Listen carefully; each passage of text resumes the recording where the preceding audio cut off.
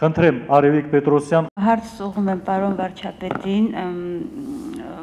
ինչպես գիտեք, վերջի տարիներս կիրառվում է ներառական դպրոցի գաղափարը,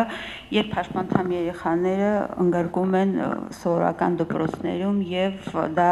նպաստում է սոցիալական ինտեգրացմանը, բայց ցավոք սրտի որևէ դպրոց մեր մայրաքաղաքում չի համապատասխանում, այսինքն հաշմանդամ երեխաների պահանջներին մատչելիությանը, նույնիսկ թիվ 1 դպրոցը, որը դեռ նոր է կառուցվում, չի նախատեսում որևէ հարմարանքներ հաշմանդամ երեխաների համար։ Ինչ է մտադրված նախաձեռնել կառավարությունը, Արայք Վլադիմիրովիչ, ձեզ եմ տալիս, որովհետև գիտեք ինչու,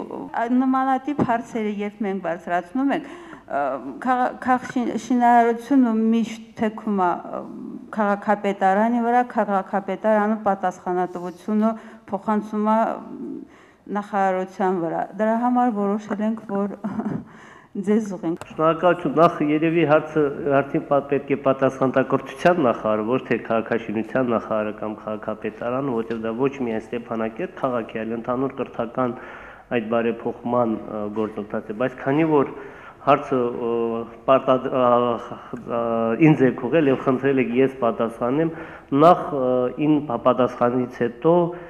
պարոն Նասարյանը ավելի մանրամասն կներկայացնի, որտեղ ինչ չի համապատասխանում, եթե շինարարական աշխատանքներ կամ ավելի ճիշտ աշխատանքներ չէ, միջամտության անհրաժեշտություն կա,